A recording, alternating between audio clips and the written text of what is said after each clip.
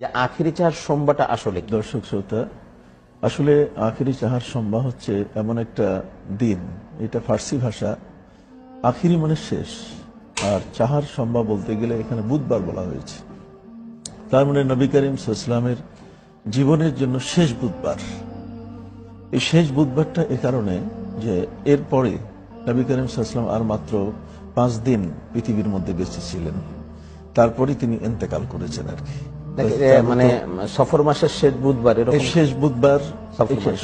এটা ঠিক আছে, কিন্তু মূলত এখানে রেওয়ায়েত ভিন্ন ধরনের। জি। যে নবী করিম সাল্লাল্লাহু আলাইহি ওয়াসাল্লাম এরপরে 13 দিন তিনি পৃথিবীর মধ্যে বেঁচে ছিলেন। তার মানে 28শে সফর জি জগতের মধ্যে যে বুধবারটা সেদিন এসেছিল নবী করিম সাল্লাল্লাহু আলাইহি ওয়াসাল্লামের জামানায়। এই সময়টাতে তিনি তার আগের রাতে জান্নাতুল বাকি কবরস্থানে তিনি গিয়েছিলেন।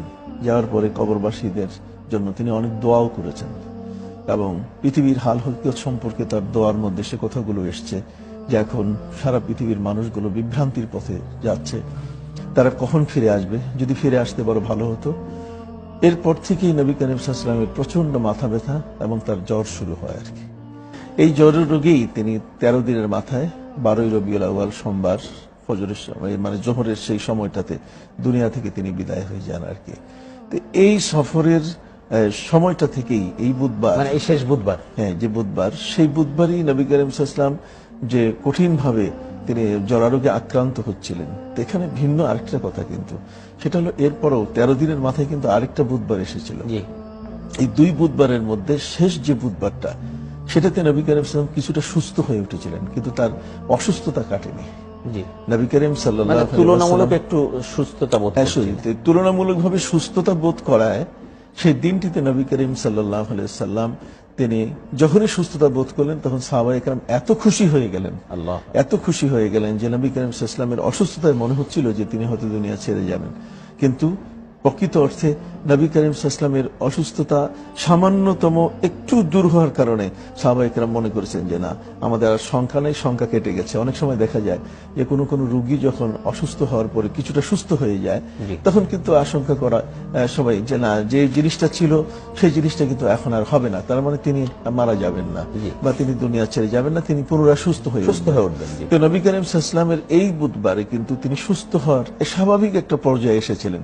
সাহাবায়ে কেরাম খুশি হয়ে তারা দান সদকা, আল্লাহর রাস্তায় দোয়া মুনাজাত কোনোটাই তারা বাকি রাখেন না। তো সাহাবায়ে কেরামের এই নিংড়ানো ভালোবাসাটা ছিল ঠিক এমনই। আবু বকর সিদ্দিক রাদিয়াল্লাহু তাআলা আনহুকে নবী করিম সাল্লাল্লাহু আলাইহি ওয়াসাল্লাম এই সময়টিতে ইমামতির দায়িত্ব দিয়েছিলেন, কারণ এমন একটা সময় এসেছিল যে নবী করিম সাল্লাল্লাহু আলাইহি ওয়াসাল্লাম দাঁড়িয়ে যে ইমামতি করবেন, সেই ইমামতিটার শারীরিক সেই যোগ্যতা ছিল না। মাঝে মধ্যে হযরত আব্বাস নবী করিম সাল্লাল্লাহু আলাইহি ওয়াসাল্লামের কাছে এসে তিনি বললেন যে আমি তো দেখতে পাচ্ছি যে আনসারী যারা তারা হু হু করে কাঁদছে, তাদের মহিলারা পর্যন্ত কাঁদছে।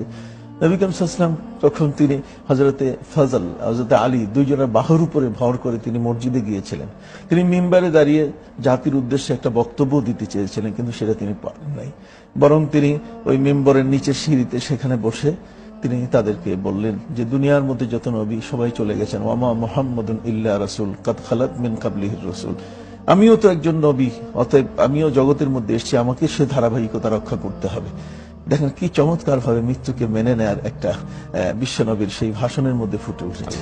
তো মূলত এই সময়টাতে হযরত আবু বকর সিদ্দিক রাদিয়াল্লাহু তাআলা আনহু কিন্তু 17 ওয়াক্তের নামাজের ইমামতি করেছেন। আমাদের শিক্ষাটা হলো এই যে আমরা যেন থেমে না যাই, আমাদের কবরে যাওয়ার আগে আখিরাতের জীবনটা যেন আমরা সুন্দর করতে পারি। নবী করিম সাল্লাল্লাহু আলাইহি ওয়াসাল্লাম অসুস্থ হওয়ার আগে তিনি জান্নাতুল বাকি কবরস্থানে গিয়ে যে দোয়াটি করেছিলেন, তাতেও প্রমাণ করে যে নবী করিম সাল্লাল্লাহু আলাইহি ওয়াসাল্লাম তিনি জাতিকে বুঝিয়ে দিয়েছেন যে কবর কিন্তু আমাদের মূল ঠিকানা, আমাদের জগৎ ছেড়ে চলে যেতে হবে। আর অপর দিক থেকে নবী করিম সাল্লাল্লাহু আলাইহি ওয়াসাল্লাম এটাও বলেছেন যে রফিকে আনা, আল্লাহর সাথে মিলিত হওয়ার জন্য প্রস্তুতি থাকা দরকার। আর যেহেতু মৃত্যু অনিবার্য, কাজে সে প্রস্তুতিটা এখন থেকেই নিলে